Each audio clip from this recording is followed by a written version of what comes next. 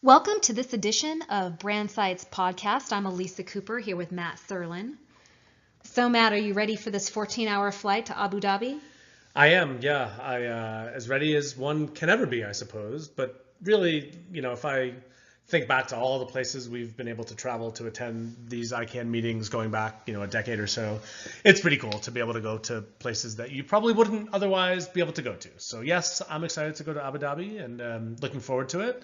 And we thought, the majority of you listening probably won't be attending the meeting. We understand that. And so we thought we'd spend a couple of minutes just kind of going through some highlights of the schedule that jumped out to us in terms of what would be interesting and good for brand holders to follow and pay attention to. And so, Elisa, when we looked at the schedule the other day, what was the one that jumped out at you?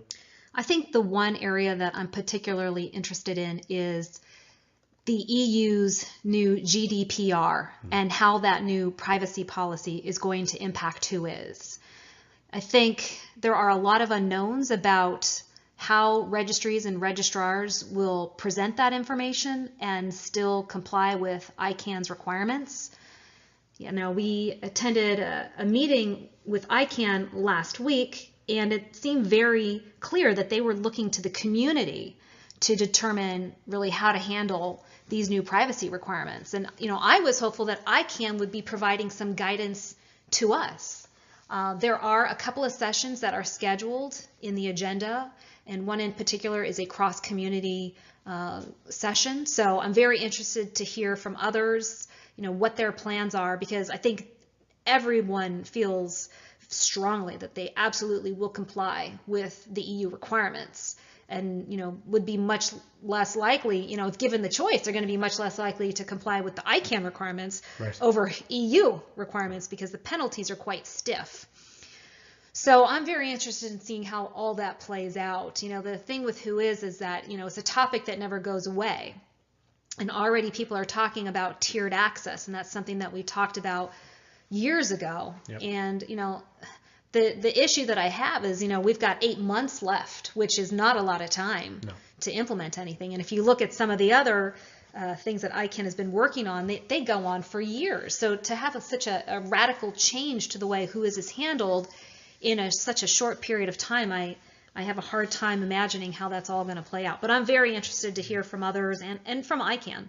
Yeah, these regulations go into effect in May of 2018. And so I do think it will be interesting to see what role and what guidance ICANN provides to registry and registrar operators to comply with the GDPR. So that will definitely be something to follow and pay attention to during the week in Abu Dhabi. For me, one of the things that jumped out was this whole controversy related to .amazon, and that was a GTLD application that Amazon.com applied for in the 2012 round, and has essentially been stuck in this back and forth between the ICANN board and the GAC, and the GAC basically objecting to the TLD, and then Amazon appealing that. And so it's really been in this situation where it just has not been awarded to them, and it has not obviously been delegated. And so there are a number of sessions on the Sunday in Abu Dhabi with the Government Advisory Committee and Amazon about the application. And so it will certainly be of interest to see how that plays itself out. I would like to see it move forward and be delegated to them eventually. And I think we should get some more clarity on that during the week in Abu Dhabi.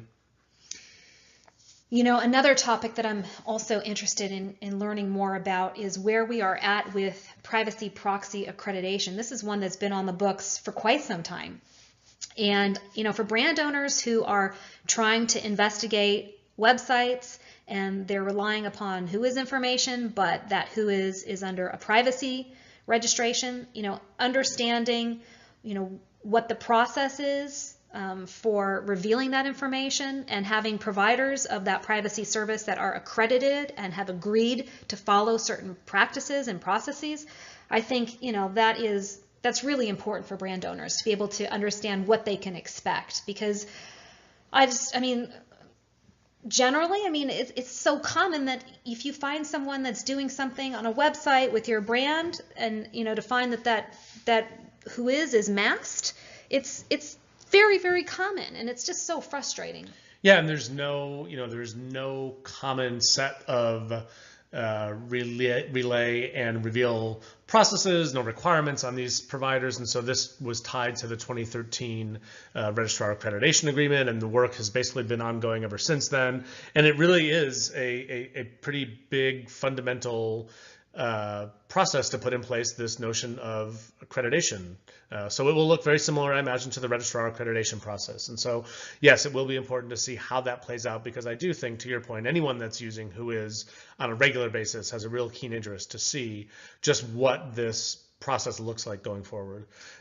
The other one for me that jumped out, again, related to Whois, because we've been talking about Whois at ICANN ever since ICANN was created, basically. But this one specifically is tied to the implementation and the rollout of thick Whois, and basically .com and .net are the only GTLDs left that don't support thick Whois, and there's a process going on to transition them to a thick Whois. And so I think getting an understanding of where we are in the timelines, what the milestones are, what the updated dates are, when to expect all of the .com and .net Whois information to be provided by a thick Whois output will be certainly something to pay attention to, and to hopefully come out of the meeting with a better understanding of what those specific dates are and when everything will be transitioned over. Another topic that we get a lot of questions about still is around new GTLDs and when the next round will be, but a lot of that is predicated upon the completion of these reviews. So I'm very interested in getting status updates on where the different reviews are in the process. I've personally, just the last couple of months, have engaged with the PDP working group on new GTLD RPMs.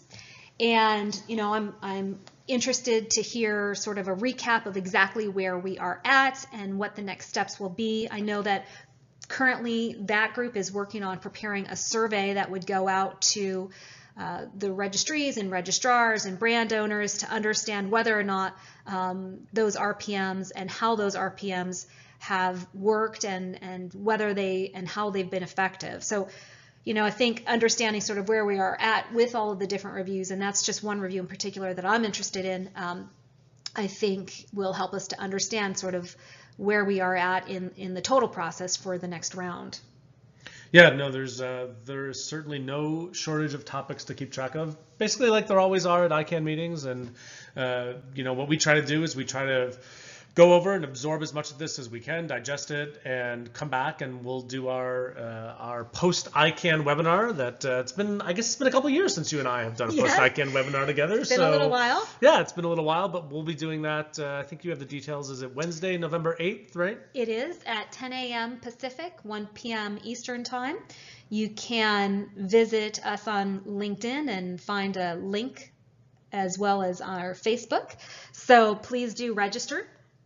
Yeah, we look forward to coming back and providing our insight and speaking to you all then. All right, we'll see you soon. Take care. Bye-bye.